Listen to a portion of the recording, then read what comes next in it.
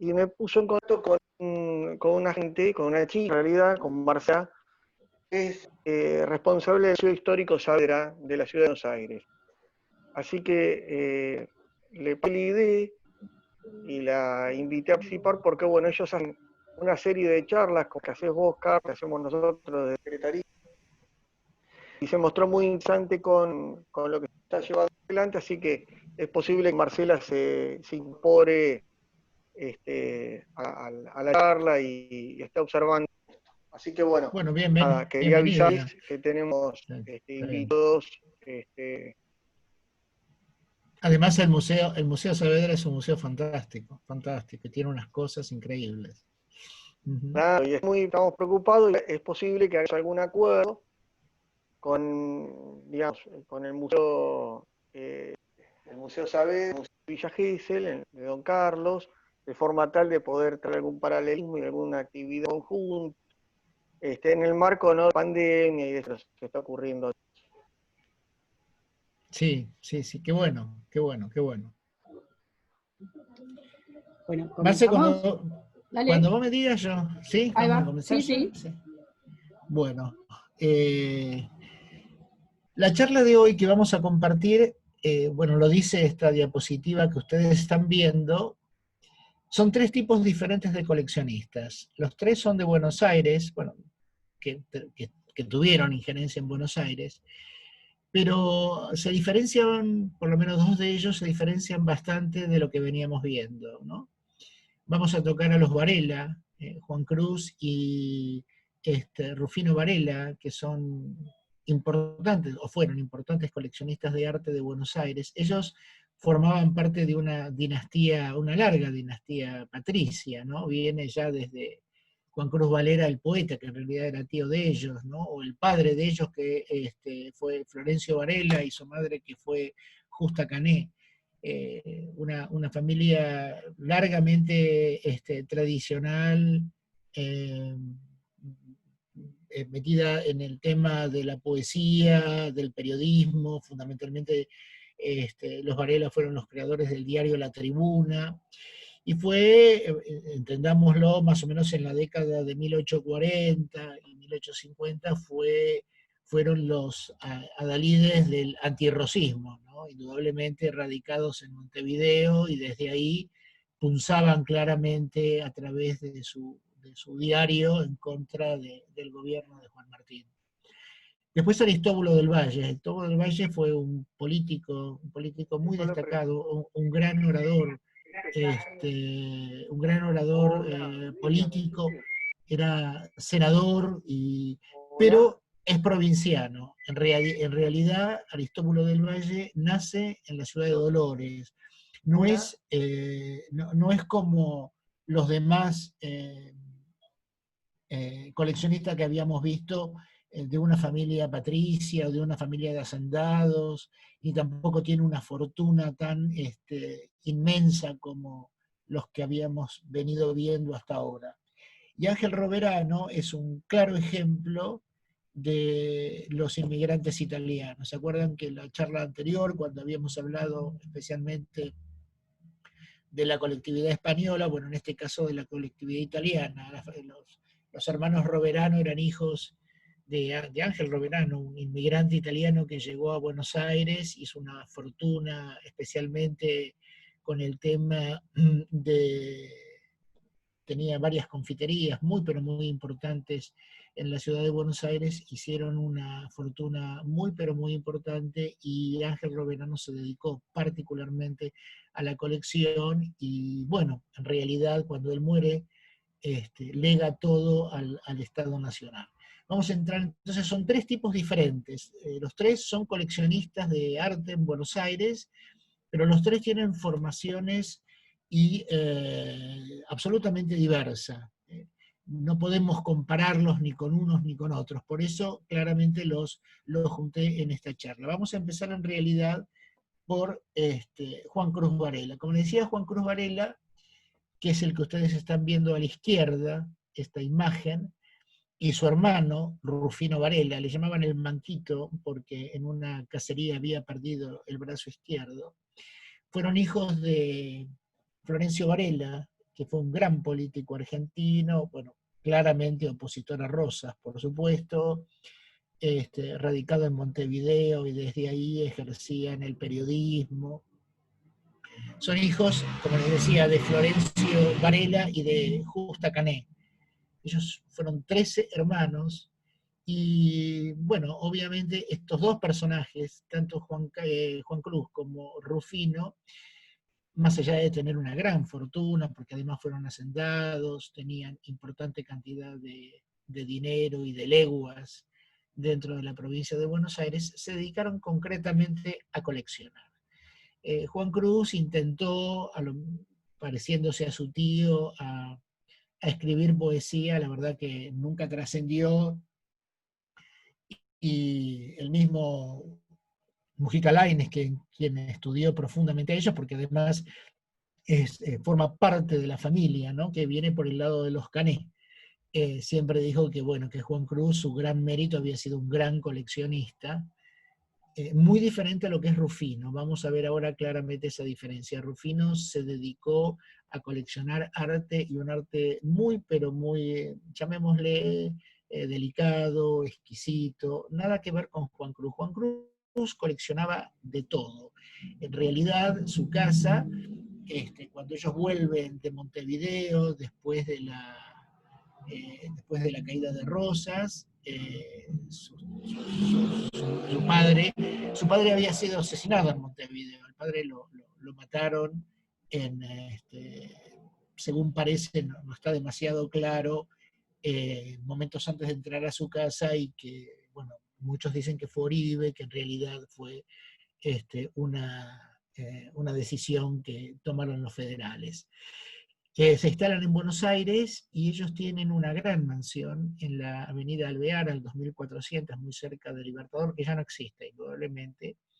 Y es ahí donde donde Juan Cruz se instala y empieza a guardar, porque en realidad vamos a ver todo lo que coleccionaba, porque la colección de Varela es de lo más ecléctica, tiene todo tipo de objetos, no arte solamente, sino que, como lo vamos a ver, era un gran rejunte, enorme rejunte de objetos, por supuesto de valor, y muchos de ellos piezas suntuarias, antigüedades, mármoles, bronces, cristalería, cuadros, y después monetario. Lo cierto es que él viajaba mucho a Europa, Juan Cruz, ¿no?, con su mujer, que va a ser Castex, Carmen Castex, va a ser la esposa de Juan Cruz Varela. Ellos viajan mucho a Europa, y cada vez que viajaban no sabían qué hacer con tantas cosas, entonces realizaban enormes remates, generalmente con la casa Bullrich o con la casa de Rico, y es así que, bueno, se desprendían de enorme cantidad de objetos, y a la vuelta de los viajes traían otra cantidad enorme de objetos. Manuel Mujica Lainez, cuando hace la biografía generalmente de Estanislao del Campo, ¿no?, Aniceto del Pollo, cuenta uno de estos grandes remates de Juan Cruz Varela, que más o menos se remataron algo así como 4.000 y algo de objetos, de los más variados, de los más eclécticos, y que conformó muchas otras colecciones, algunas de arte, otras monetarias, históricas, documentos. Bueno, como yo le digo, en realidad era una colección de muy variada tipología de piezas. Rufino no, Rufino en realidad se dedicó de una manera más ordenada a coleccionar obras de arte, muebles también. Cuando decimos obras de arte me estoy refiriendo no solamente a los cuadros y las esculturas, sino también a objetos suntuarios, ¿no? Lo que vamos a ver acá, esta es una foto histórica. Esto es uno de los interiores de la casa de Juan Cruz Varela. Ustedes pueden ver en realidad una enorme cantidad de objetos que están dispuestas así en todo el espacio, y si ustedes ven, existe de todo. Vuelvo a repetir, en realidad no tenía el gusto por las buenas cosas, por objetos valiosos, pero no solamente por el cuadro o por la escultura, sino por todo tipo de objeto que a él le pudiera llamar la atención. Casi coleccionaba sin ningún tipo de criterio, simplemente aquello que le gustaba, lo compraba, lo traía a Buenos Aires, y cuando viajaba a Europa y tenía que hacer espacio, por decirlo de alguna manera, se hacían enormes, enormes remates, ¿no?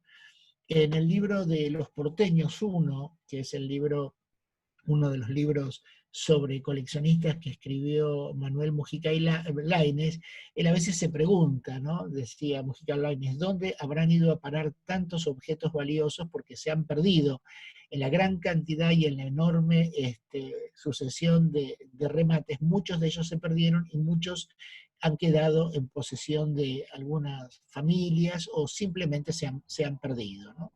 Acá, como les digo, están viendo, como ustedes ven, bueno, hay cristales, hay lámparas, hay muebles, hay monetario, hay medallística, hay ánforas, hay alfombras. Si ustedes miren, es lo que claramente se denomina horror vacuo, es decir, no hay un solo espacio libre, sino que todo está cubierto con objetos. Acá vamos a ver otra parte de este mismo de este mismo edificio, ¿no? Que, como les digo, estaba en la Avenida Libertador al 2400, y si ustedes miran, en realidad es de un abarrotamiento absolutamente increíble, ¿no? Donde claramente no se puede diferenciar y ver con mucho detalle estas obras. Sin embargo, como les decía, hay objetos de mucho valor, como son estos jarrones Sèvres, y hay cuadros que son valiosos. Y acá, en realidad, uno de los más valiosos de todo es este escritorio que está acá, que es un escritorio imperio, magnífico, con todas esas piezas de bronce recubiertas y que decoraban y lo hacían un objeto valioso. En realidad era valioso por su obra de arte, pero en realidad también era valioso por quién pertenecía. En realidad, Juan Cruz Varela lo compra en un remate en París, y había pertenecido a Alejandro Dumas hijo, ¿no? Alejandro Dumas, aquel gran escritor, el mismo Mujica Lainez piensa que en la época que se compró no sería nada extraño que en este escritorio se hayan escrito La Dama de las Camelias, o, por ejemplo, Los Mosqueteros, bueno, toda esa obra propia de Alejandro Dumas hijo. Y si nosotros seguimos, acá también, a ver, tenemos, en realidad, son fotos muy antiguas, fotos muy, pero muy antiguas, que son las únicas que existen y que, bueno, se han repetido a lo largo de muchas monografías y de muchos trabajos de la historia del coleccionismo. Este, en realidad, era el comedor, o la casa comedor de Juan Cruz Varela, ¿no?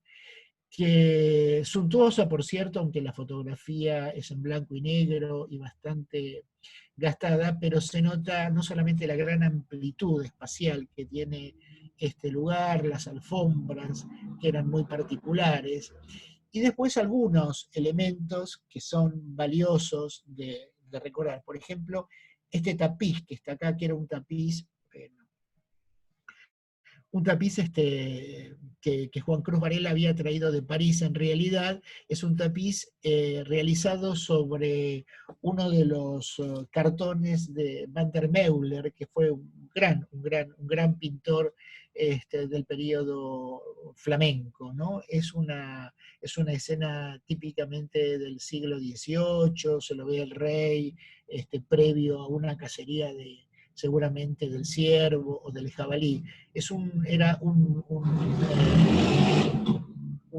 gran tapiz de muchísima superficie, de muchísimo valor, que actualmente está en posesión de una de las familias herederas de los Varela, ¿no? Y después también acá se notaba que hay toda una colección, una vajilla muy, pero muy valiosa, de platos Sèvres. Pero lo más interesante, en realidad, lo más caprichoso y lo más extraño, eran estas grandes sillas que formaban, diríamos así, las sillas que estaban a la mesa, que todas fueran traídas de París. Eran unas sillas también propias del estilo imperio, con una particularidad. Tenían el respaldar de cuero, en el cual se había impreso, se había grabado, se había pintado todas diríamos así, las favoritas del rey Luis XIV. Y solamente los dos sillones centrales, tanto el de Juan Cruz como el de su mujer, Castex, no tenían imagen de las favoritas de Luis XIV, sino simplemente estaban las efigies de Juan Cruz Varela y de María Castex. Bueno, gran parte de todas estas piezas se encuentran, muchas de ellas en posesión de familiares o en diferentes colecciones, producto de los grandes remates que había tenido. Y en todas estas grandes casonas, siempre hubo, porque también fue una constante de estos grandes palacetes porteños, la sala china. Unas salas que estaban, diríamos así, eran pequeñas salas que estaban en la parte más íntima de la vivienda, a la cual tenían acceso los allegados más importantes de la familia, sobre todo también los hombres. Era un lugar de fumar, un lugar de tomar algún licor, y que estaba totalmente ambientada, como era costumbre, a una moda que era la moda japonesa o la moda china, ¿no? Si nosotros miramos también los tapices, las alfombras, los objetos, inclusive esos grandes jarrones que tienen plantas incorporadas, el sabor oriental es absolutamente evidente. Y además hubo en Buenos Aires 2 o 3 casas muy, pero muy importantes, que se dedicaban a la importación y venta de objetos de origen oriental, especialmente chinos, que eran muy, muy del agrado de las familias porteñas más adineradas, ¿no? Es muy interesante ver esta lámpara que cuelga acá en el centro, que es una lámpara que es de bronce, parece Art Nouveau, pero obviamente no lo es, que tiene varias serpientes enroscadas a modo de brazos, a partir de los cuales se colocaban, bueno, las lámparas y con esto iluminaban. Yo les decía que la moda por lo japonés o por lo chino fue muy, pero muy aquerenciado, digamos así, por las familias de Buenos Aires, de la más alta burguesía porteña. Lo mismo pasó también en Francia, ¿no? La moda de la japanerie o de la chinoiserie, etcétera, ¿no? Por ejemplo, Manuel Mujica Lainez cuenta siempre de una tía abuela de él, lo cuenta también en Los Porteños, de lo que era la cama china. Casi es un cuento hablando de la cama china, que en realidad era eso, ¿no? Una cama que se había comprado justamente en París, pero que había pertenecido indudablemente a China, y que la pudieron traer a Buenos Aires, totalmente laqueada, y hay una foto muy antigua, muy particularmente, muy, muy snob, muy recargada, pero que conformaba, como yo les digo, ese sector que estaba destinado a un lugar muy, pero muy íntimo dentro de la sociedad. Esto que está acá ya es absolutamente diferente, es su hermano, es Rufino Varela, que al igual que Juan Cruz, fue coleccionista, pero un coleccionista mucho más específico, un coleccionista de arte particularmente, es decir, que no coleccionaba de manera ecléctica como su hermano, todo lo que le gustaba lo compraba y lo traía. No, no, nada que ver. Rufino en realidad tiene un gusto mucho más preciso, y compra, porque todo lo compraba fundamentalmente en todos sus viajes a París, o si no también en las casas de remate de Buenos Aires, obras de arte valiosas, especialmente francesas. El gusto por el arte francés y también por una parte del arte español conformaba su gran galería. Esto es su estudio, que fundamentalmente son grabados, lo que estamos viendo, y dibujos, pero como verán también está absolutamente plagado la pared de todos estos cuadros, que vuelvo a repetir, tienen que ver con obras que fueron en la ciudad de Buenos Aires a las casas de remate. También acá tenemos, esta es quizá es una de las obras, en realidad esto pertenece hoy está en el Museo Nacional de Bellas Artes, esta es una obra de Mariano Fortuny, que es un gran pintor español, ¿no?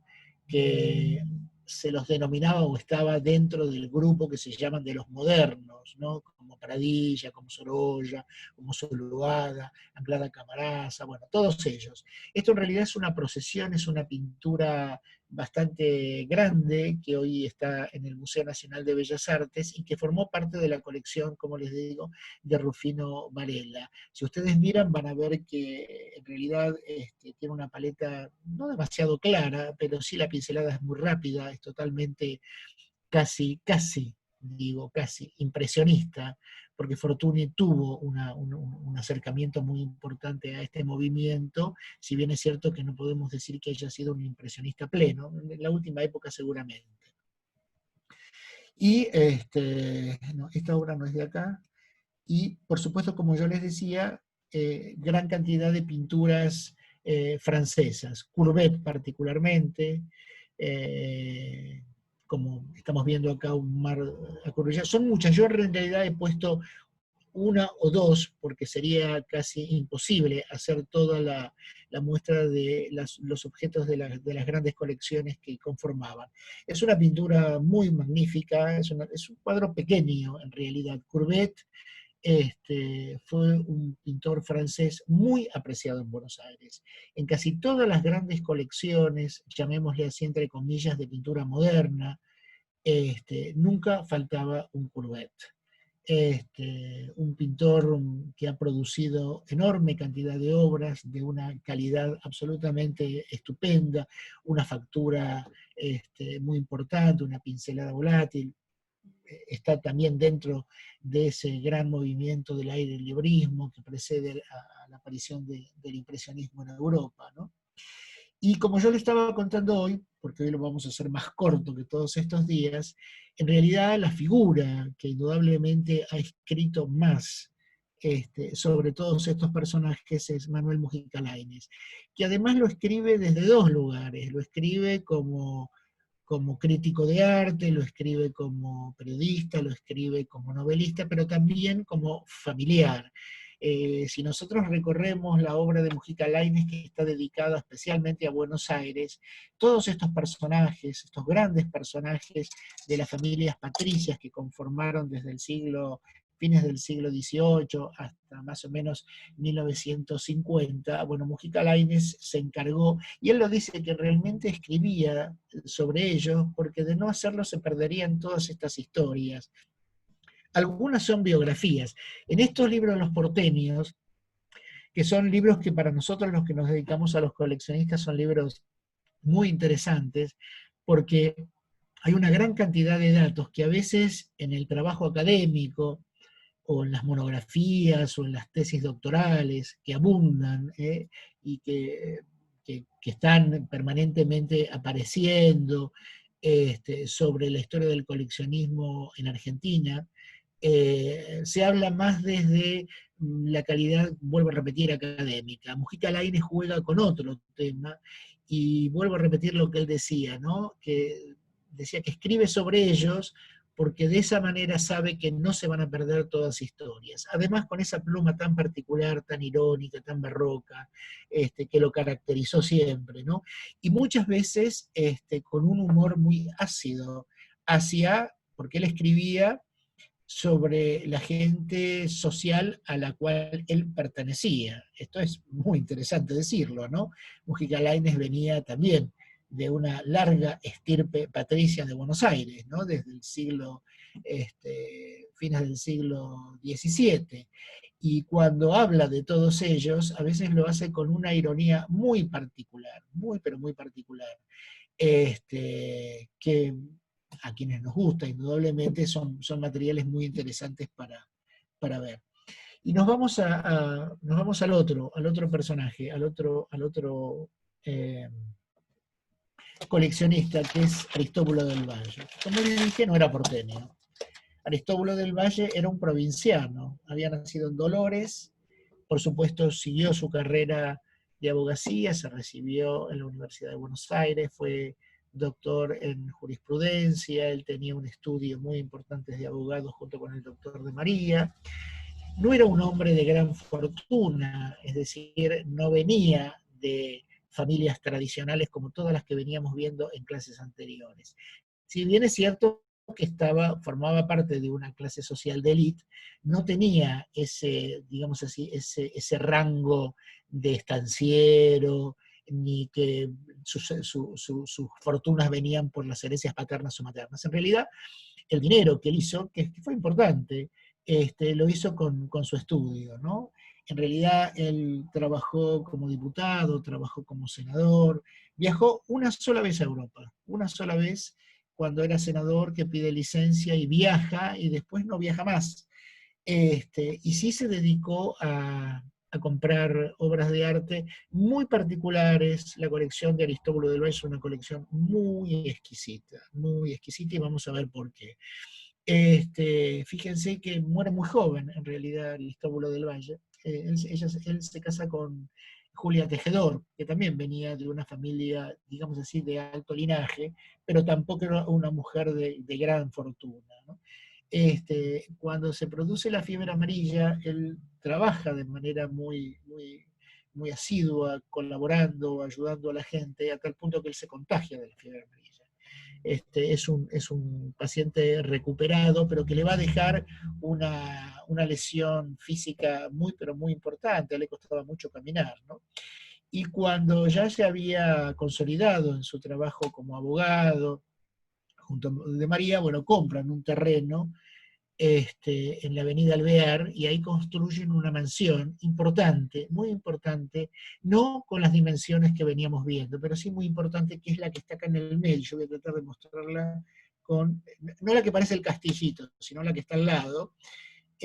Una casona que justamente él le pide a un arquitecto argentino de origen alemán, Altel, que sea quien se lo diseñe. Y es él quien diseña, es un petit hotel, en realidad. ¿Se acuerdan que yo les había planteado que dentro de los grandes palacetes teníamos los grandes palacetes, los hoteles y los petit hoteles, que así estaban clasificados, o se clasificó por la historia de la arquitectura? En realidad era una casona que tenía 2 pisos, y que, como él no podía subir escaleras, fue la primera casa que tuvo un ascensor hidráulico en Buenos Aires, porque era la única manera que él podía llegar a ascender al primer piso, que era donde en realidad él tenía su estudio y gran parte de su galería. Como yo les conté, él viaja a París, en un solo viaje, como de esto que hablábamos, como un viaje casi iniciático, y viaja con un amigo muy particular, que era también un hombre de fortuna, que también fue un gran coleccionista, y fue un hombre muy ligado, paraguayo, de origen paraguayo, muy ligado a la historia de su país, que es Juan Silvano Godoy. Con Juan Silvano Godoy viajan a París casi con sus respectivas mujeres, y hacen todo el viaje junto y compran. Es más, Godoy se lleva gran cantidad de obras que hoy están, por supuesto, en el Museo Nacional de Asunción, Museo de Arte. También era un gran coleccionista y un experto coleccionista. Y cuando llega a París, ahí lo conoce, nuevamente aparece esta figura recurrente, a Eduardo Schiaffino. Lo conoce, son muy amigos, se hacen muy amigos, y Eduardo Schiaffino es quien, de alguna manera, orienta, aconseja, la correspondencia entre ellos dos, que hoy está en el archivo Schiaffino del Museo Nacional, es muy interesante. Schiaffino dice que algo así como que le educó el gusto a Aristóbulo del Valle, y aconsejó claramente qué cosas comprar, ¿no? En realidad su pasión estaba más puesta en pintura francesa, no tanto en pintura española, si bien es cierto que tiene alguna pintura española, ¿no? Y algunos bronces también. Y compró, porque su mujer era una mujer muy piadosa, también gran cantidad de obras con temática religiosa, que si bien él no lo era, pero para su mujer. Y después él se dedicó a comprar fundamentalmente paisaje, y es diríamos así, el primero que comienza a tener una gran colección de pintura de mucho valor de desnudos. ¿Se acuerdan que yo algo les había comentado? Y eso tiene mucho que ver Eduardo Schiaffino, ¿no? Él, cuando llega a París, lo conoce Eduardo Schiaffino, también se hace muy amigo de otro pintor que es Valerini, y Miguel Canet, que son los nombres que permanentemente estamos repitiendo en estas charlas, y van a ser ellos, cuando él vuelva de París, si bien es cierto que él compra cuadros y se los trae a Buenos Aires, después Aristóbulo del Valle manda a comprar cuadros y le encarga, bueno, a, a Canet, le encarga a Schiaffino, le encarga a Valerini, y también a Sila Monsegur, que era otro de sus acompañantes que permanentemente viajaban con él. Es muy interesante porque en esta casa, en una carta, cuando él trae toda esa colección, que es una colección muy importante, de cuadros franceses, llamémosle modernos, le dice en una carta a Schiaffino, y eso es muy, pero muy interesante, que él manda a levantar parte del techo del último piso, en una habitación una habitación grande que estaba al lado del escritorio. Levanta el techo porque lo hace cubrir de vidrio, fundamentalmente, y de esa manera poder tener una buena iluminación natural, o cenital, como la querramos denominar, para poder apreciar sus colecciones, especialmente sus grandes pinturas de los desnudos. Fíjense ustedes que antes de entrar a hablar de las obras de arte de Aristóbulo del Valle, como les dije, muere joven. Aristóbulo del Valle fue también el presidente de la Comisión Pro Monumento a Sarmiento, ¿no? Una comisión que hacía mucho tiempo, en la cual también estaba Guerrico y otros personajes, que tenían la intención para el centenario de levantar un monumento a la memoria de Sarmiento. Y Aristóbulo del Valle era el presidente. Él, por ejemplo, nunca compró, en su colección no figura Rodin. Falguier sí, pero Rodin no. Sin embargo, cuando Schiaffino en un momento determinado le dice que sería interesante ver la posibilidad de que se le diera a, a, a Rodin la posibilidad de hacer el monumento a Sarmiento, Aristóbulo del Valle estudia y él acepta. Y es así, si bien es cierto que él no puede ver inaugurado ese monumento, se inaugura el 25 de mayo de 1900 en Palermo, y Aristóbulo del Valle había muerto, no, creo que un año antes, no, había muerto en 1896, 4 años antes. Pero, y antes, vuelvo a repetir, antes de entrar en las obras les cuento esto, porque cuando se decide por Rodin hacer un monumento a Sarmiento, nunca se imaginó que ni él, ni por supuesto los otros, que ese monumento iba a traer semejante escándalo en Buenos Aires, ¿no? Hablar del monumento a Sarmiento tendríamos que hacer una charla completa, porque realmente es impactante. Le ofrecen a Rodin acepta de manera interesante, porque también hubo buen dinero para hacer un vaciado en bronce. Rodin ya había hecho la escultura de Balzac en París, el gran poeta francés, y también había producido escándalos mayúsculos entre la intelectualidad parisina, porque son monumentos muy particulares, ¿no? Que no tienen claramente la fisonomía de quienes están retratados. Cuando se trae a Buenos Aires y se inaugura, como les digo, es Roca quien lo inaugura, el 25 de mayo de 1900, ahí en Palermo, en el mismo lugar donde antes había estado la Casa de Rosas. Por eso, otra de las cosas que también fue bastante problemático, y a lo largo de los años fue bastante problemático, cuando se descorre la tela que tapaba el monumento de Sarmiento, bueno, el escándalo fue mayúsculo, porque en realidad de Sarmiento no tenía absolutamente nada. Muchos críticos dicen, historiadores de la escultura y lo demás, que se parece más a Balzac que a Sarmiento. Y es ahí, en realidad, donde empieza a tallar de manera muy particular Eduardo Schiaffino. Eduardo Schiaffino va a ser un defensor acérrimo de Rodin, y que va a escribir enorme cantidad de páginas, tanto en el Diario de la Nación y en otros lugares, tratando de explicar. Es muy interesante. Hay un libro, para los que les interese, que escribió, uno de los tantos libros que escribió Schiaffino, ya más que nada es como un reconto de sus historias, que se llama Recodos en el Sendero, que se encuentra, lo publicó Elefante Blanco, y el artículo, son 2 capítulos en realidad, que hablan sobre el Sarmiento de Rodin, es absolutamente imperdible, ¿no? Primero porque Schiaffino empieza a hablar, hace toda una apología muy grande, no solamente de la figura de Sarmiento, que por supuesto lo hace, sino del arte estatuario, ¿no? Entonces plantea que desde los egipcios, los griegos, los romanos, y hace todo un relevamiento de la importancia del estatuario, empieza a plantearse dos temas que son muy interesantes en el análisis que hace Schiaffino. Cuando él dice, cuando un hombre político especialmente, un hombre que está muy fuertemente comprometido con el accionar público, dice, hay 2 posibilidades de verlo. Una desde el punto de vista íntimo, o hacer un retrato de lo íntimo y de lo familiar y de lo, y digamos así, de la tranquilidad del hogar, que va a tener una forma fisonómica. Y está la otra, que es la del hombre que batalla, que discute, que pelea y que defiende una idea. Entonces dice, esa forma de representarla va a ser muy diferente de la que se representa a nivel privado. Es muy interesante el planteo. Entonces trata de explicar justamente esa imagen. Yo no sé si ustedes lo conocen, algunos lo deben de conocer, y para quienes a lo mejor no se acuerdan si es que lo vieron o no, googleenlo, que sea el monumento a Sarmiento de Rodin en Palermo.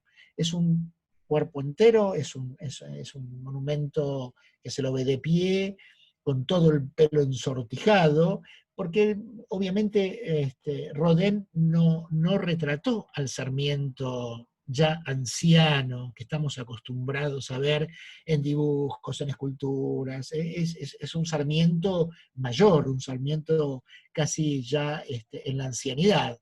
Rodin lo plantea en el momento más álgido de su pelea, cuando decía que algunos luchan con la espada, otros luchan con la pluma, ¿no?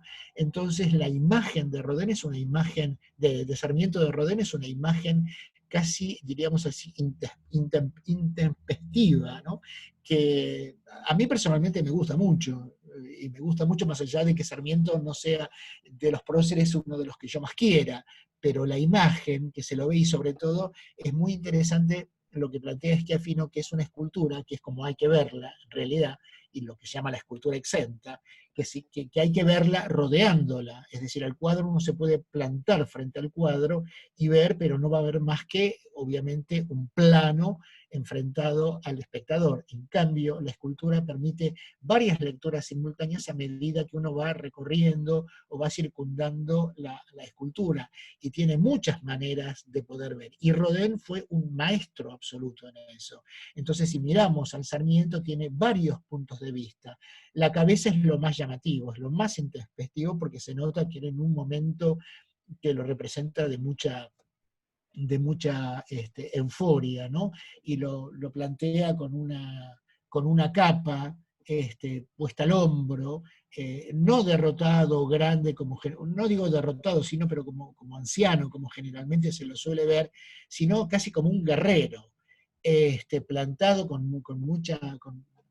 mucha holgura, y inclusive detrás, en la espalda, Rodin hizo como una alegoría del escudo nacional, que también lo criticaron mucho porque decían que del escudo nacional no tenía nada, y Rodin plantea, porque al final de poner el sol naciente, como generalmente estamos acostumbrados a verlos, él pone como unas ascuas del cual surge la luz, y que obviamente está haciendo una analogía del pensamiento, el pensamiento sarmientino. Y ya con una cosa más ya termino, porque es interesante esto. cuando Schiaffino vuelve a París después de un tiempo y lo encuentra. Ya Schiaffino había comprado el bronce del beso de Rodin que está puesto en la plaza de los dos congresos. Cuando él vuelve, un año o dos, no me acuerdo bien, después de, 2 años, después del monumento a Sarmiento, se encuentra con Rodin. Y Rodin estaba al tanto, estaba perfectamente al tanto de lo que había provocado su escultura en Buenos Aires, ¿no? Y que había habido tanto alboroto y tanto enfrentamiento ideológico entre historiadores, intelectuales, políticos, ¿no? Entonces le agradece profundamente Rodin a Schiaffino que lo haya defendido y que haya defendido su postura y que haya entendido su arte, y en recompensa Rodin le regala a Schiaffino la réplica en yeso, es un yeso magnífico, del Beso, obra que está también en el Museo Nacional de Bellas Artes, ¿no? Enorme escultura, porque el original está en el Museo de Luxemburgo, que es de bronce. Y Schiaffino después cuenta que ya muerto Rodin, él viaja unas veces a París, va al museo, a la casa de Rodin, y que, bueno, revisa y había muchos álbumes de fotografía de la obra rodiniana, ¿no? Y le llama mucho la atención porque había 2 álbumes muy, pero muy grandes, dedicados exclusivamente al Sarmiento. Entonces él lo empieza a ojear, Schiaffino, y le llama la atención la cantidad de fotos, los estudios, los dibujos, todo lo que había hecho Rodin para trabajar. En realidad Rodin se basa en 2 fotos, una foto de Sarmiento en Estados Unidos y una foto de Sarmiento en Chile, joven, por supuesto, ¿no? Antes de ser presidente. Y entonces Schiaffino le pregunta creo que era el fotógrafo, digamos así, o el director del museo, la persona responsable, si esas fotos se vendían, ¿no? Que estaban en el álbum. Y este hombre le dijo, sí, y mucho se vende. Entonces Schiaffino, muy intrigado, y le dice, pero ¿quiénes la compran? Entonces él contestó, políticos e intelectuales norteamericanos. Dice, acá hemos vendido enorme cantidad para políticos e intelectuales norteamericanos que llevan la imagen de Sarmiento, de Rodin, para ubicarlas en sus escritorios. Lo contaba como anécdota interesante porque no siempre se conocen esto, y a aquellos que les guste, les digo, si quieren leerlo, Schiaffino es un placer para leerlo. Bueno, este era Eduardo Schiaffino, este era Aristóbulo del Valle, perdón. Aristóbulo del Valle en su, digamos, pasada su juventud, que está pintado por Bernabé de María, es una pequeña obra que se encuentra en el Museo Nacional de Bellas Artes, bastante joven se lo ve en realidad, acá lo volvemos a ver. Este es un dibujo también de Aristóbulo del Valle, hecho por su amigo Schiaffino. En realidad Schiaffino le pinta un cuadro que es muy difícil de conseguir, un cuadro de cuerpo entero, es un óleo de cuerpo entero de Aristóbulo del Valle que está frente a su biblioteca, ¿no? Este es un dibujo, este es un esbozo, una mano alzada, ¿no? Y después también, esto también es muy interesante, que es un mármol. Este mármol es de Lola Mora. Este mármol también lo reproduce Aristóbulo del Valle en el momento cuando era senador y cuando era diputado de la provincia de Buenos Aires. Y entre los cuadros que yo le contaba, que se acuerdan, ya lo volvimos a ver, en realidad este cuadro que está atribuido, hay una discusión historiográfica importante entre los especialistas, algunos dicen que es del taller de Murillo, otros dicen que es de Murillo. Este se llama El paño de la Verónica, que junto con el Echeomo, también atribuido a Murillo, que también pertenecía a la colección Aristóbulo del Valle, es la compra de la colección Alejandro Lamas, que no voy a hablar de Alejandro Lamas, pero bueno, también un gran coleccionista, y que también permanentemente, cuando muere, se rematan parte de su obra, ¿no? Quizá en ese remate, que fue la casa Garrico Williams, que es la que lo remata, esta obra fue una de las que tuvo mayor precio en el remate y que lo compra Aristóbulo del Valle. Es una pieza muy, pero muy bella. Hoy está en el Museo Nacional de Bellas Artes. Y este es uno de los cuadros de origen español que forman parte de la colección, que es de Villegas, también un pintor de este grupo de los modernos españoles, ¿no? Una gran mancha. Se llama el Minué, mucho una paleta con mucha textura, y si ustedes ven una mancha claramente visible, ¿no? No es esa pintura laxa, clara, es distendida como de los clásicos, ¿no? Sino que ya claramente estamos en el momento del furor del pre-impresionismo en España. Y acá son estos cuadros que fueron, digamos así, las obras que tanto quiso Aristóbulo del Valle y que la compró a pedido de Schiaffino. Esta obra en realidad, que es de Collins y se llama Floreales, son los tres desnudos que vamos a ver, los tres fueron premiados en diferentes exposiciones en Francia. Fueron obras muy valiosas de artistas franceses, que Aristóbulo del Valle las conocía, o las conoció de verlas la primera vez, o las conoció por referencia, y que las manda a comprar. En realidad él no las trae, sino que uno de los que tiene que hacer de comprador es Schiaffino, fundamentalmente, ¿no? Y Schiaffino se quejaba a veces, porque ustedes imagínense, estamos hablando de más o menos 1890 o 1889, por ahí, que no había, las comunicaciones no eran fáciles. Entonces se quejaba Schiaffino porque Aristóbulo del Valle le mandaba una carta a París con determinadas instrucciones para comprarlo, y a lo mejor le mandaba una foto o una reproducción que él había visto, le había llegado, muchas de ellas sin colores, y que tardaba casi 2 meses en llegar a París esa carta. Entonces, a veces se complicaba mucho, lo dice Schiaffino, no solamente recibir esto, salir a buscar, encontrar que sea esa obra y que esa obra ya no se haya vendido. Entonces le decía a Aristóbulo del Valle, ¿a usted no le conviene mejor decirme cuánto quiere gastar? Dicho de otra manera, pero en resumidas cuentas, cuánto quiere gastar, y yo de alguna manera se lo voy a ir facilitando y comprando. Pero Aristóbulo, él claramente quería esto y lo exigía. Y con esta obra hubo una cuestión muy particular, porque antes de llegar a Buenos Aires, él se entera, creo que por Miguel Cané, no recuerdo bien, cuando él le dice que iba a comprar el Floreal de Collins. Entonces Miguel Cané le dice, sí, sí, yo lo vi en el estudio, y que estaba trabajando un alumno de Collins, o un discípulo de Collins. Esto lo cuenta Schiaffino. Cosa que, por supuesto, Aristóbulo del Valle le dio como un ataque de locura, porque él quería comprar una obra de Collins, no una obra firmada por Collins, sino una obra de Collins. Entonces era muy difícil convencerlo, diciéndole que era una obra del taller, que en realidad trabajaban a la manera de Collins, y antes de que Collins estampara, u otros estamparan la firma, tenía que ser una obra absolutamente creíble, ¿no? Entonces, en realidad, Aristóbulo del Valle no se pone muy tranquilo. Entonces Schiaffino tiene que terciar, y va a ver, diríamos así, como el presidente de los, llamémosle como de los críticos de arte, de los artistas franceses, que era Bouguereau, uno de los grandes pintores, ¿no? Entonces cuando le cuenta, Bouguereau le contesta claramente de que es así, porque Bouguereau, además, que era un hombre muy, pero muy requerido, no solamente por Argentina, sino por gran parte de los países latinoamericanos, por Estados Unidos, por Europa, pintaba obra a lo loco. Entonces necesitaba gran cantidad de discípulos que trabajaran con él, si no jamás hubiera podido responder a los pedidos. Y eso a lo largo de la historia lo vemos, con Rembrandt, con Goya, con todos ellos, ¿no? Con Velázquez, inclusive algunos que están atribuidos o no.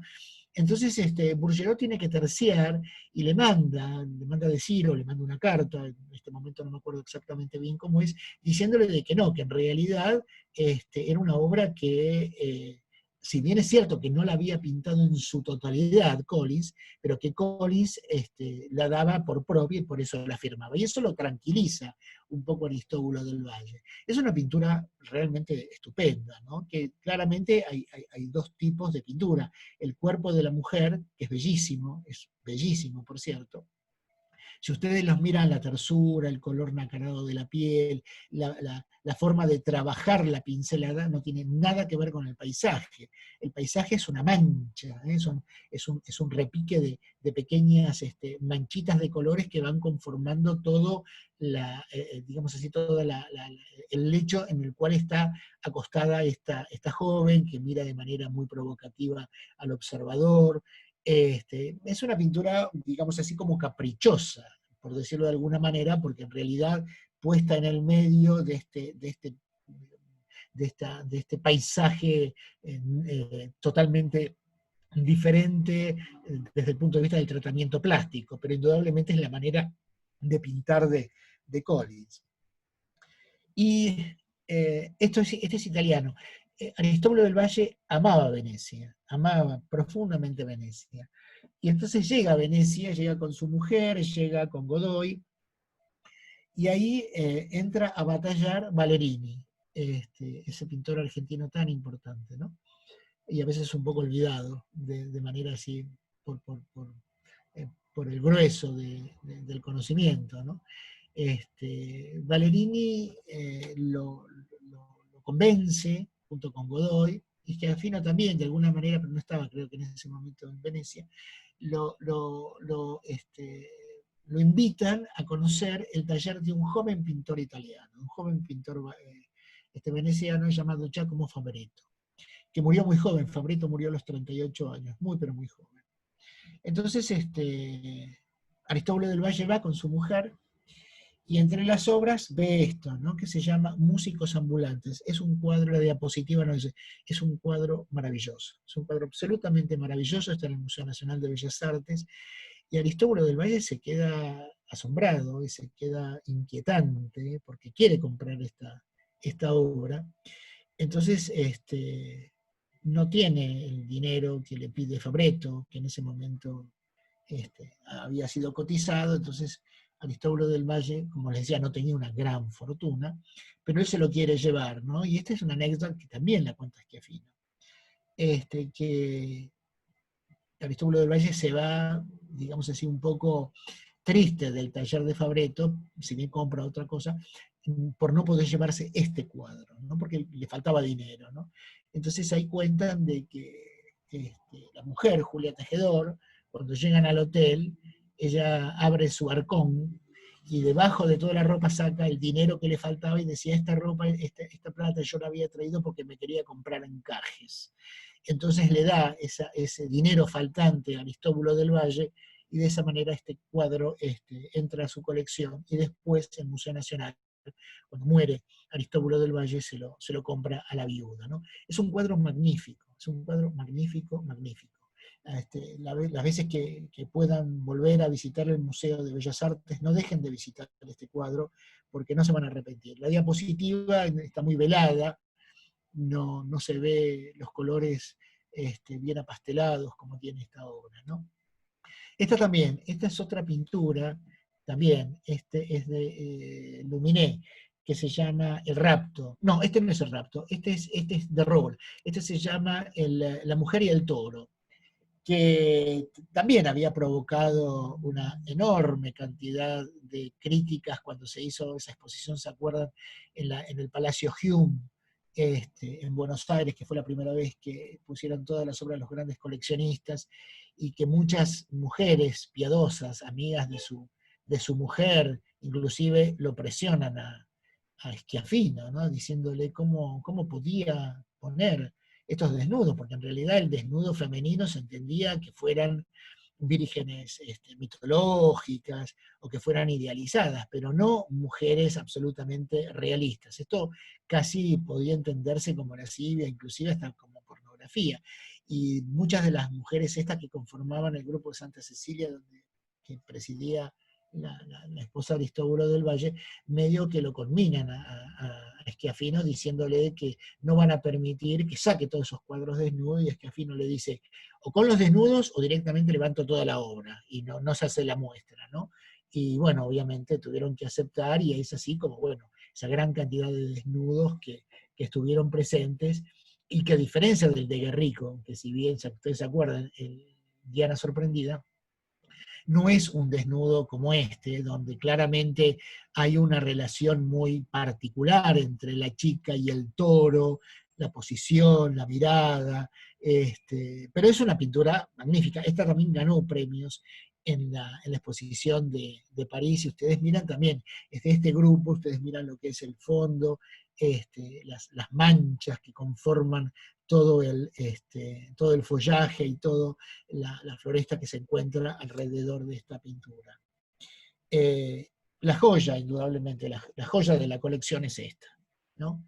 Era el Arlequín danzante de Edgar Degas. Es una obra que mucho tiempo Schiaffino lo aconsejó que no dejara de comprar esta obra, ¿no? Esta sí la compra en París. Es una pintura bellísima. Hay muchos de ella, otros se lo han robado cuando fue el gran robo del Museo Nacional de Bellas Artes. Esto sigue estando. Es quizá dentro de las pinturas de este periodo que estamos viendo, de la pintura francesa, quizás sea el cuadro, no solamente desde el punto de vista del valor económico, que lo es, por cierto, sino también por el valor artístico, ¿no? Esa manera tan particular de pintar Degas, ¿no? Que ustedes saben que Degas se llevó a la tumba, indudablemente, el famoso pomposidad y esa cosa tan particular que se ven en los encajes y en los tutú de las bailarinas, ¿no? Y que bueno, hay todo un mito que algunos dicen que es cierto, que en realidad él pintaba con muchos braseros, y de esa manera el vapor de agua lograba, cuando él pintaba con el pastel, lograr esa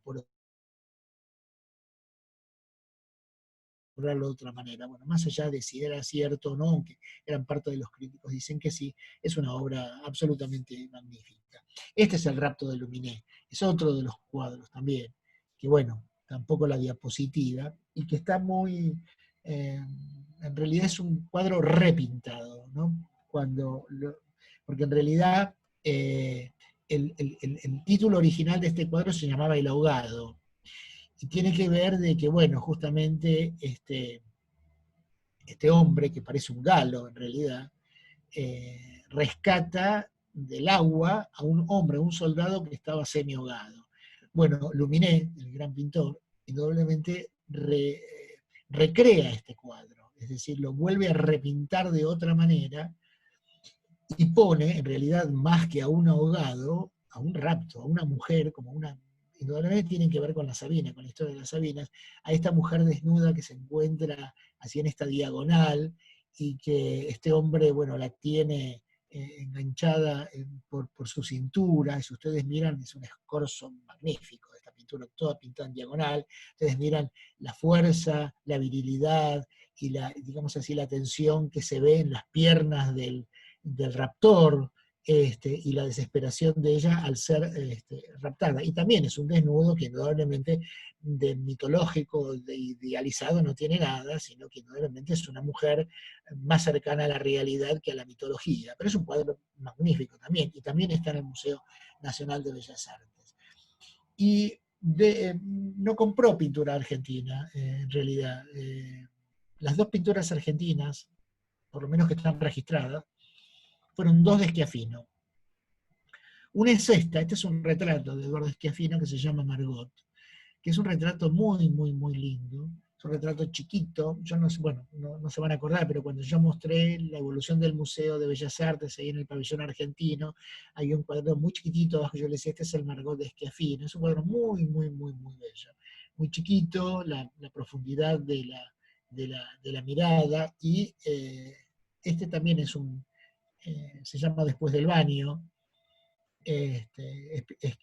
Schiaffino pintó mucho desnudo también, mucho desnudo, y les comentaba, vuelvo a recomendarlo, el desnudo que para mí es uno de los desnudos más bellos de la pintura argentina, es el famoso Reposo de Eduardo Schiaffino, ¿no? ¿Se acuerdan? Su mujer la modelo era su esposa, ¿no? Que es ese cuerpo femenino que está recostado en un cheslón, de espalda, totalmente desnuda, y que él de manera muy inteligente la acaricia con una luz nacarada, muy tersa. Es un desnudo magnífico, se llama El Reposo, o Reposo, ¿no?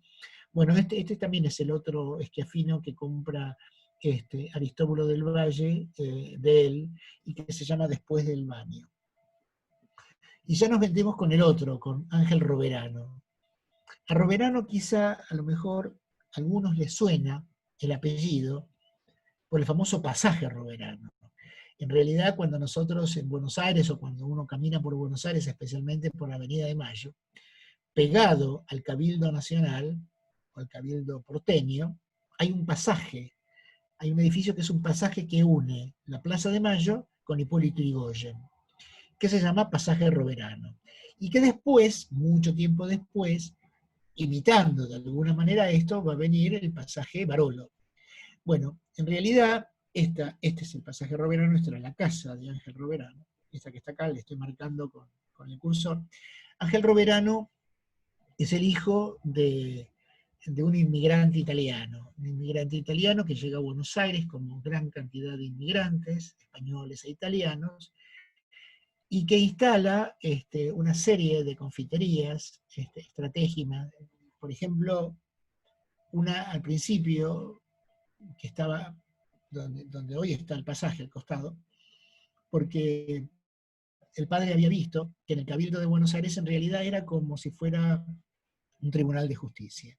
Por lo tanto, había enorme cantidad de abogados que iban y venían, entonces él hizo una confitería al lado del Cabildo para justamente que se reúnan todos los abogados, y indudablemente la pegó mucho. Y después tuvo una segunda, que después la vamos a ver, que se llamó Confitería del Gas, que fue la gran confitería de Buenos Aires, indudablemente al estilo de Tortoni. Si bien Tortoni va a estar en Avenida de Mayo, esta estaba en una zona mucho más céntrica, que después la vamos a ver. Bueno, cuando el padre, junto con Ángel y su hermano, construyen esta casa, que en realidad es un gran edificio, en el cual también tenía la unión, todavía no se había abierto la Avenida de Mayo, o sea que cuando esta foto es posterior a ese momento, pero era la misma. Es decir, levantan la casa, comunican lo que era la calle que iba a ser después Avenida de Mayo con Hipólito Yrigoyen, y en el primer piso, toda esta zona que está acá, toda esta parte que está acá arriba, es la residencia de Ángel Roverano, donde él va a acumular su enorme colección de obras de arte, que después va a legar casi en totalidad, casi no, en totalidad al Estado argentino. Lo cierto es que, bueno, en realidad el diseñador es Pierre Benoit.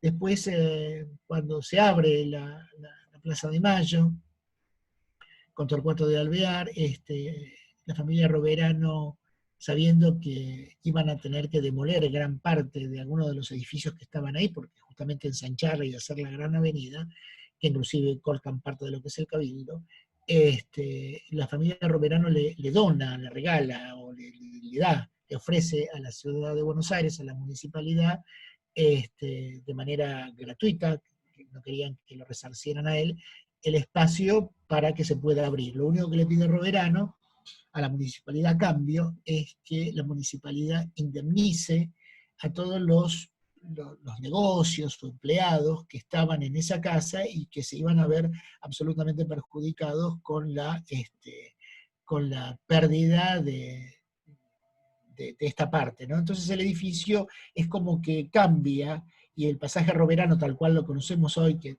es absolutamente estupendo, se va a construir con posterioridad, pero sigue llevando el nombre de Ángel Roverano, o de Roverano, en principio, la familia, ¿no?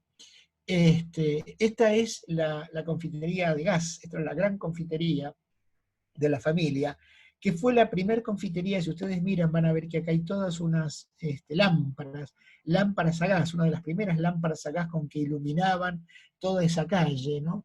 Hay una anécdota con respecto a esto, de que en esta confitería, una tarde, Ocampo va a tomar, digamos así, una bebida alcohólica, para tomar coraje y después ir hacia la estancia donde va a matar a Felicita Guerrero, ¿no? entre estas cosas se contaban, que fue en esta confitería. Esta confitería en realidad fue la base, esta y otras confiterías, fueron varias, que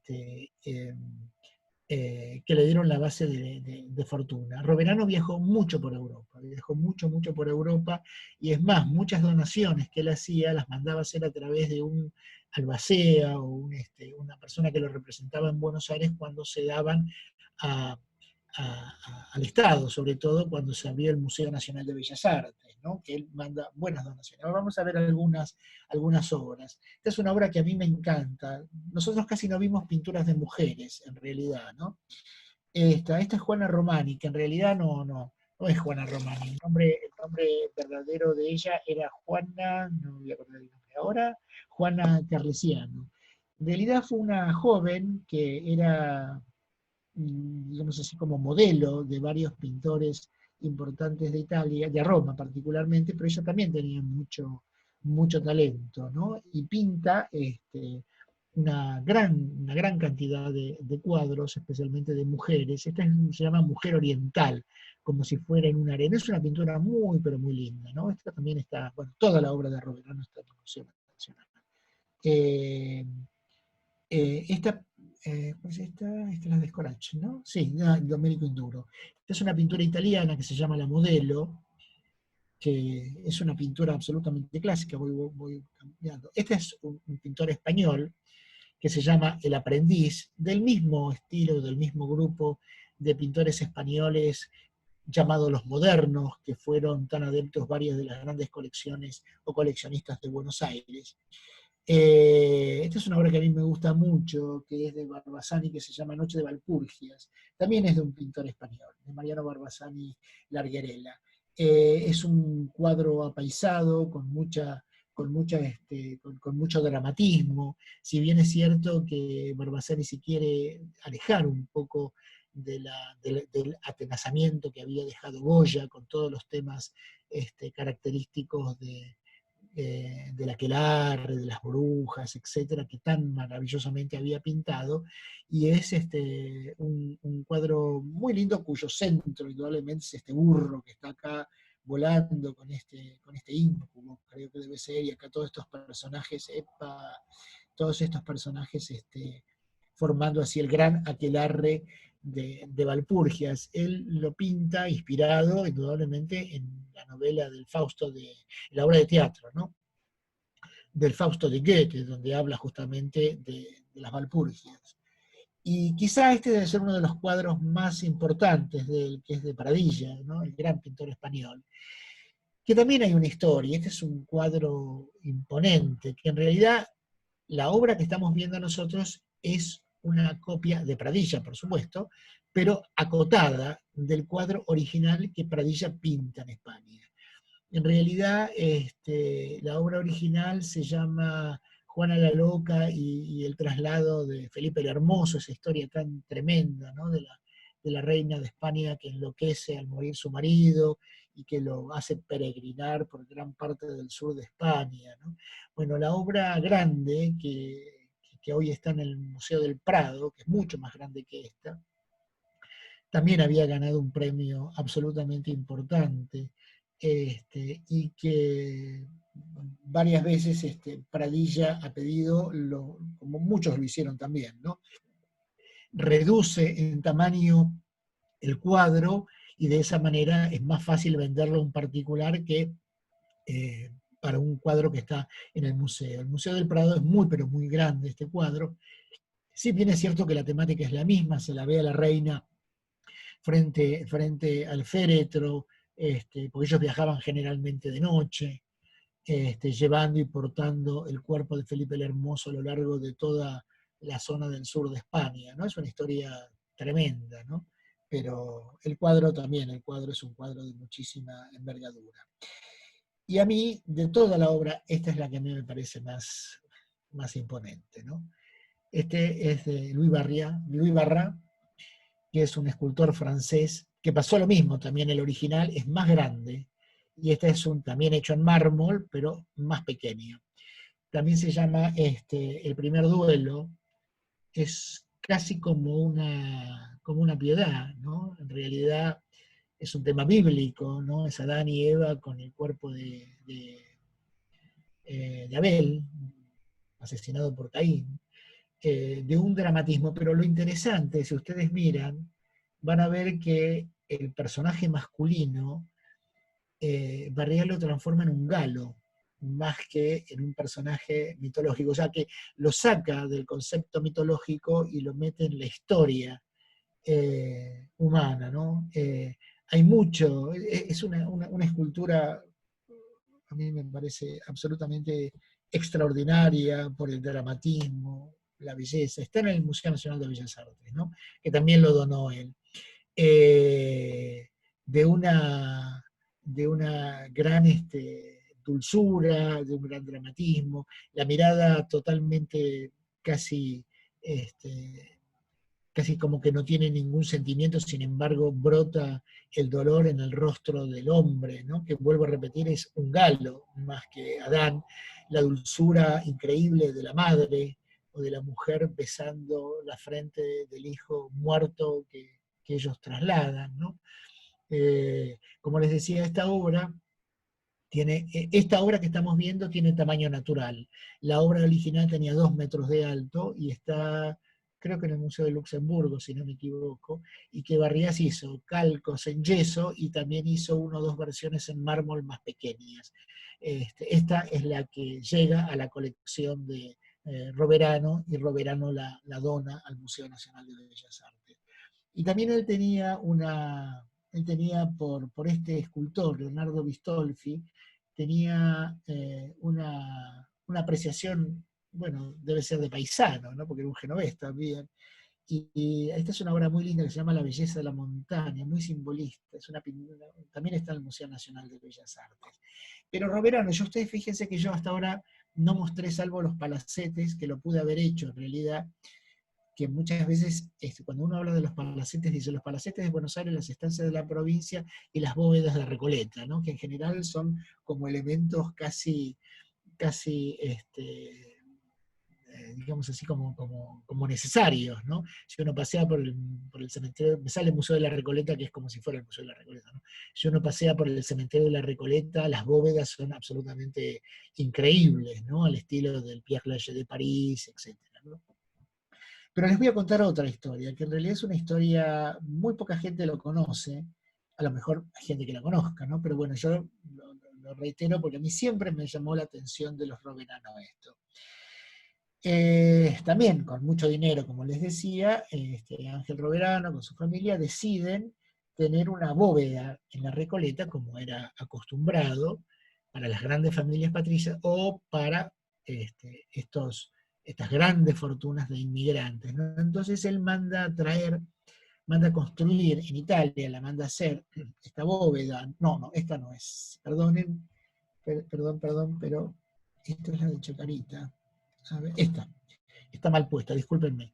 Esta es la bóveda que está en la Recoleta. En realidad es una bóveda pequeña que, que ven a un inmigrante italiano, genovés particularmente, como eran los Roverano, así como arriba de la popa de un barco saliendo. Lo cierto es que esta bóveda era una bóveda muy chica, que cuando la mandaron construir es todo en mármol de Carrara, es magnífica la bóveda, ¿no? Pero está vacía, absolutamente vacía. Entonces deciden que en realidad para poder albergar a la familia necesitan otra bóveda más grande. Entonces ahí es cuando deciden, a ver, ¿es esta? Déjenme que voy pasando, sí, deciden hacer una bóveda en la Chacarita. Y nuevamente es el mismo escultor Bistolfi que tanto le apreciaba a Roverano, ¿no? Bistolfi era un especialista en grandes monumentos funerarios en Italia, entonces lo contrata Roverano para hacer. Y hace algo absolutamente increíble, que si bien por fuera estamos viendo que es como una caja de mármol que tiene todo esto sobre relieve y esta dolorosa de bronce, yo la voy pasando, esta no, esta, la estamos viendo. Lo más impactante de esto fue la decisión que tomaron ellos y qué es lo que tiene dentro la bóveda. Fue un gran misterio siempre, porque cuando él muere, él había dicho algo así como que el último tire la llave adentro, una cosa así, que cerraran la cancela de hierro que daba ingreso a la bóveda, que la amuraran, o sea, que la cubrieran con ladrillos y con piedras y con cal y que la cerraran herméticamente a la manera de las tumbas egipcias para que descansara, porque no quedó ningún descendiente.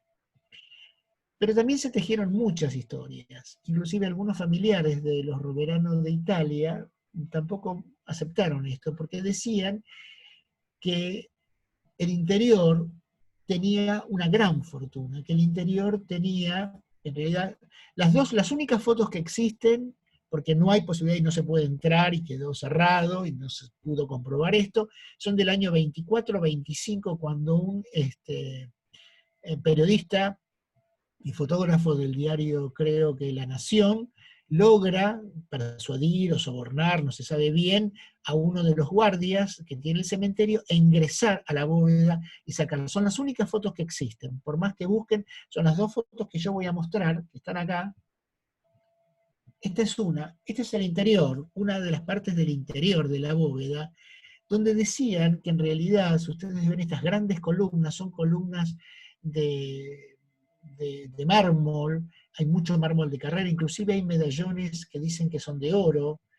Es decir, que acá está, esta es otra foto, que acá están estos medallones que muestran el efigie de la cara de los dos hermanos Roverano y del padre, ¿no? Y acá estarían las urnas, donde estarían enterrados ellos. Hay piezas valiosas, hay obras de arte, según sabía. Acá estamos viendo. Lo cierto es que esto sigue siendo, si ustedes miran, acá están las urnas, que creo que son de Porfirio, y que muestran, diríamos así, como esta esta cosa extraña de estos ricos de hacer una tumba con piezas y con valores absolutamente increíbles, ¿no? Porque si bien es cierto que sigue siendo un misterio, tampoco se sabe si en realidad fue así y si existió, existe, son cosas que no se saben, deben ser una de las tumbas más misteriosas que guarda un cementerio de Buenos Aires, ¿no? Entonces yo le decía, si bien es cierto que nosotros estamos hablando de los palacetes, que es, digamos así, un poco, fue digamos así, como la excusa para hablar de arte y de museos, que en realidad esa es la idea mía, ¿no? Porque a lo mejor si uno habla de museos y de arte, a lo mejor es menos atractivo que hablar solo de los palacetes, que no son otra cosa que bueno que esto, ¿no? Grandes museos y grandes obras de arte. Grandes palacetes de todas estas grandes familias, patricias en particular, se relacionaban de esta manera. El gran palacete de Buenos Aires, la gran estancia en la provincia y la tremenda bóveda en la Recoleta, ¿no? Si nosotros, como les digo, si nosotros paseamos por el cementerio de la Recoleta, que es absolutamente increíble, y empezamos a mirar las bóvedas, indudablemente para mí la bóveda más espectacular que tiene el cementerio de la Recoleta, así como su palacete, es la familia Paz, es decir, los dueños de lo que hoy es el Círculo Militar de la Nación, el famoso Palacio Paz, que después lo vamos a ver. Bueno, la tumba de la Recoleta, que es imponente con ese ángel increíble que está en el tímpano y que sobresale cuando uno entra al cementerio y no está cerca, sino que está bien en el medio, rápidamente y se mira al horizonte, lo que se ve casi con absoluta claridad y domina es ese gran ángel, este enorme ángel de mármol de Carrara, que, vuelvo a repetir, está sobre el tímpano de la entrada de la bóveda, porque uno, si bien es cierto que la bóveda más grande es la de los Alvear, es de un despojamiento total, porque es solamente una gran entrada, que bueno, nada, es enorme. Y después, bueno, hay muchas bóvedas muy interesantes, desde la Cambaceres, bueno, todas las que hay, pero la más espectacular de todas desde el punto de vista artístico, como les digo, es la de la familia Paz. Bueno, hasta acá llegué. Bueno, no sé si ahora los quiero ver. Voy a tirar acá, así los puedo ver. Bueno, no, bueno, dije que iba a ser corto, pero no fue tan corto, ¿no? A ver si puedo verlos a todos, acá no los veo, ¿dónde están? ¿Vos me podés poner en grilla, Marcela? Pues yo no sé cómo se pone esto en grilla. Apretá, tenés arriba de todo unos cuadritos. Sí, tengo de los Ahí. dos, donde estoy mirando ahora. Bueno, pero No. son 4 nada más. Sí. Más al ladito no tenés. No, más no tengo. No, no, no, no, no. A ver si tengo acá. A ver, espere. Me pierdo. Siempre los quiero ver y me pierdo. A ver si tengo acá, si acá dice más. A ver. No, no, no sé dónde vas. Vos fíjate arriba de tu acá. pantalla. Sí. Tenés unos cuadraditos. ¿Estás ampliado? ¿Estás con grabado grande? No. Hay un cuadrito, uno, después hay dos y después hay una cuadrícula. Sí, pero la cuadrícula sí, yo sé, pero la cuadrícula no la tengo. No, no la tengo. Acá estoy viendo a Elena Lobos, si por abajo. pero voy viendo así, voy tirando acá abajo, acá estoy viendo a Hola, Sonia Petrini, Carlos. hola Ana Álvarez, Sonia Petrini, no sé si la veo a Daniel, a Gustavo Siriaco, a Graciela Mercedes, no sé quién está acá abajo, a Jenny, voy pasando así, a Miguel, a Maribel, pero voy viendo a de una, nada más, no sé si estará Marta Cataño, no sé si está o no está. Así que, bueno, no puedo, no sé qué es eso. Sabes que yo soy medio participantes acá, no los tengo. Bueno, nada, no los tengo, no los puedo ver, lamentablemente no los puedo ver. Acá sí, acá los veo, ahora sí los estoy viendo. ¿Qué toqué? No sé, no me importa. Bueno, gracias, Sonia. No sé, ustedes saben que yo toco y hago desastres. Así como puedo encontrar, puedo no hacer nada. Gracias, Manuel, por estar, ¿eh? Gracias, Manuel, por estar. Manuel Artiés, el secretario de Cultura y Educación de GESEL. Bueno, nada. Traté de ser corto, pero no lo logré. Fueron 1 hora y media. Pero bueno, traté por todos los medios de ser. No sé si al principio estaba medio como que, no sé si fui claro o no, bueno, no sé, Elena, gracias. Bueno, muchas gracias. Sí, así que nada, bueno, la semana que viene, si tienen aguante, obviamente, empezamos ya con el gran palacete. Empezamos con el palacete Errázuriz Alvear, es decir, con el Museo Nacional de Arte Decorativo y la familia de Matías Errázuriz y de su esposa Josefina Alvear, con todas las obras de arte maravillosas que tiene y visitando ese palacio absolutamente increíble. Después del Errázuriz viene el Paz, y después vienen ya más coloniales, como Ricardo Rojas, como Larreta, y ahí ya terminamos. Bueno, no sé si Muchas gracias, Carlos. Nada, de nada, Silvia, a vos por estar. Bueno, igualmente para mí. Les mando un beso enorme y bueno, la semana que viene al principio Chao, Ana, fue un placer verte, gracias. El miércoles, gracias, Jenny. Les paso el afiche que me hace Marcela maravillosamente de las charlas gracias, Cristina, del Palacio Errázuriz, ese edificio maravilloso que está en la Avenida Libertador y Godoy Cruz, ¿no? Así que, bueno, gracias por acompañarme. No sé si quieren decir algo, porque hasta ahora sigo hablando yo nada más. Bueno, sé que todo lo que yo hablo los dejo mudo. Gracias, Carlitos, un lujo como siempre, ¿eh? Bueno, una fiesta. Sos una dulce, Carlos, muchas gracias. te mando un saludo grande y la verdad que bueno, acá tuve unos apuntes, acá apunté algo ahí, no sé si se Sí. está bueno, la verdad que es interesante, entretenido. Y bueno, nada, vos sabés que bueno, hoy tenía justo el tiempo necesario para estar acompañando, ahí están llamándome, bueno, ahora cuando terminamos la charla, me ocupo de otras cuestiones, sabés que esto es dinámico, es permanente, vos estuviste en este lugar, sabés lo que estamos hablando, me voy a participar todos los miércoles, no lo puedo hacer No quiero que lo como una descorcida de mi parte, a veces No. se me complica. Sé lo que es Pero eso, bueno, quédate hoy tranquilo que sé todo lo el que es tiempito eso. posible acompañar y estar con toda la gente aquí. La verdad que muchas gracias, te agradezco mucho. Te Y te vuelvo a agradezco mucho, repetir, Carlos. sé lo que es eso, sé lo que es eso, así que quédate tranquilo. Así que, bueno, yo también. Sí, es Dale, verdad. gracias. Dale, te mando Sí, un saludo. claro. Gracias, Patricia Mondino. Sí, hay que visitarlo. Cuando puedan, visítenlo. Aunque sea, si no pueden ahora, googleen el Museo Nacional de Bellas Artes, que tiene muy buen soporte, tiene muy buena imagen, y sobre todo pueden buscar las obras que vimos a través, o por colecciones, o por salones, y pueden encontrar, y sobre todo lo que tenga que ver con el arte argentino, que hay cosas absolutamente increíbles, ¿no? Así que, bueno, nada, más que agradecerles como siempre que me acompañen, y nada, Gustavo, un abrazo como Gracias, siempre. Carlos. Un abrazo muy grande.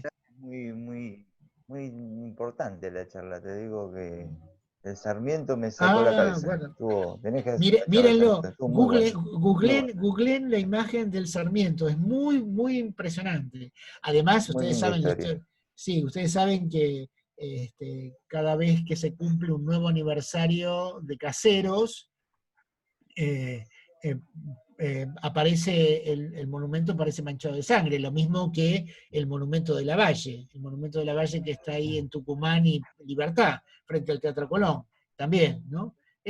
No es de acá, esto pasa en todas partes del mundo, generalmente suele pasar esto, ¿no? Pero googleen el monumento de Rodin, el monumento de Sarmiento de Rodin, y se pueden hacer una vista bien específica de lo que es el rostro. Se van a impactar los que no lo conocen. A mí me encanta, es un monumento que a mí me encanta. Bueno, gracias Maribel, un abrazo muy grande. Así Gracias, nos vemos el miércoles. les mando un abrazo grande, que lo pasen lindo, buena semana, y si puedo este sábado a los lectores los acompaño, si puedo, estoy leyendo mucho. Muchas gracias, que tengan buena semana. Chao. Después hablamos, Marcela. Dale, hablamos. Chao, Besitos. Alilu, que lo pasen muy bien, gracias. Bueno, un beso. Gracias, Cheque, gracias. Bueno, me estoy yendo.